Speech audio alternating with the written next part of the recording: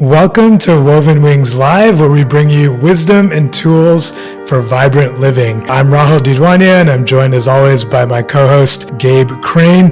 And if you enjoy listening to us, please consider sharing with a friend or leaving us a review wherever you listen to podcasts. And please join our newsletter, which you'll find linked in our show description, just to follow along our journey. Today's episode is called Playing with Resonance, getting a feel for an emerging methodology. And for longtime listeners, if you're wondering why I'm opening the show, it's because our own Gabe is our expert, so to speak, today. Yeah, thanks for that, Rahul. I guess I'm feeling a mix of things. I wouldn't be honest if I didn't say I wasn't feeling nervous in some way. And also, I think underneath that, I feel this joy, like this joyfulness.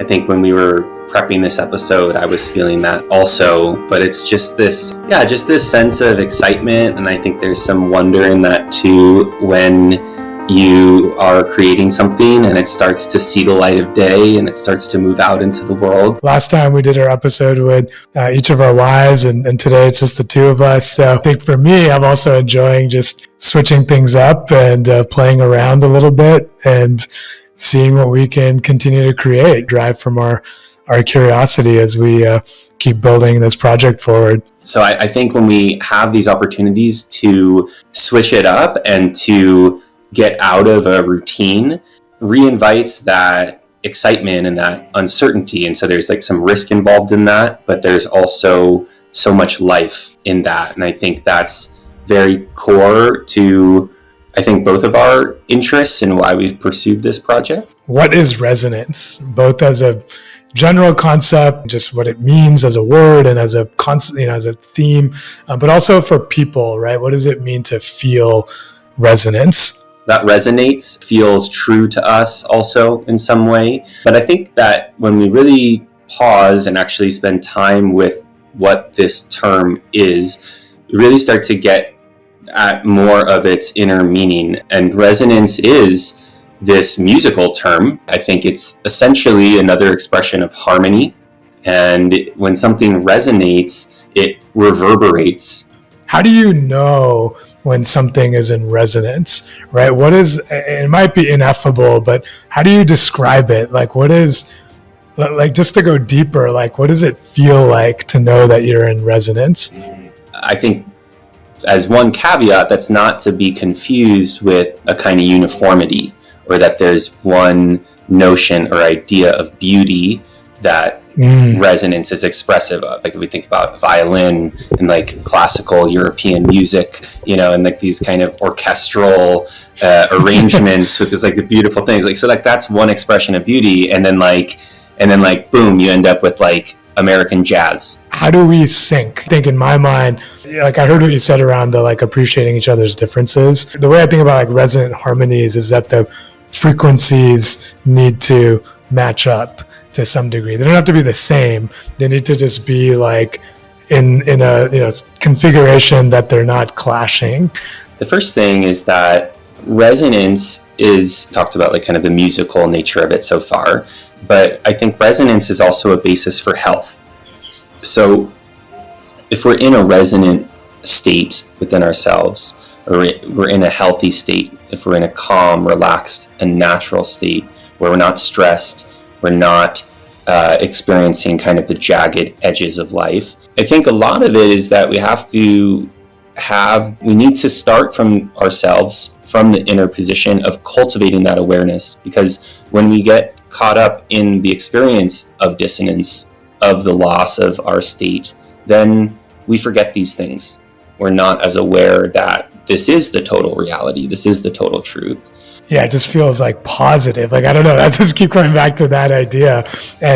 But what's cool about the yin and the yang piece is that even the dissonant part you're saying can be viewed as an opportunity, right? Versus it being something that's necessarily taking away from resonance. And it might even help define that resonance in contrast to itself, right? Like it being the dissonance.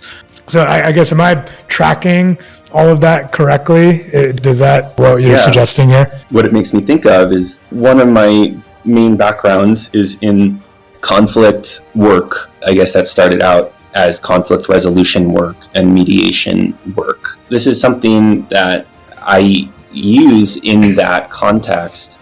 And if you think about conflicts, whether it's an inner conflict, but especially thinking about social conflicts we have with other people or that groups have with one another, often the conflict itself becomes so overwhelming and so draining that it just sucks up all the oxygen in the room. Can you clarify if that's right? And can you also provide like an example to help ground some of these, this specific conflict context that you're talking about here? But to start with, about the way you're taking that, I think that's exactly right. It's a opportunity. It's a gateway into the possibility of deeper resonance. First, cultivate that resonance within ourselves. This is not talking very specifically to the application of a person who's taking this in and trying to figure out what to do with this, right? It's like, do we have to start by finding that and cultivating that energy within ourselves? And then that in turn morphs our reality or our experience of our external reality. And, maybe there's that initial starter or the activation energy of somebody inspiring you towards that, or some experience kind of pushing you in that direction. But is that the flow that I'm hearing, or is it not actually that linear?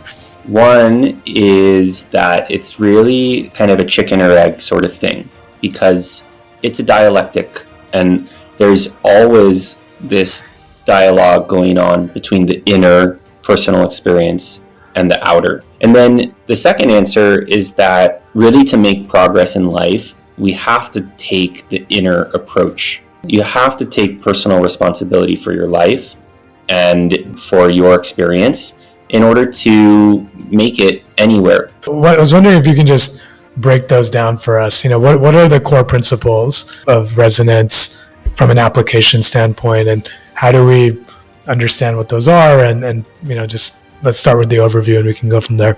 I think resonance as a concept, it's a total system, because it's also influenced by systems that I think are very total or holistic in their understanding. A total system means that is something that is applicable to every level and moment of life. How can somebody develop that? Because I have an image of people, right, who they can maybe even be authentic, and so maybe they have that step in place, and they can, there's something off, but they're not able to describe it, right? They're not able to describe it, and it feels like that's a skill gap to me.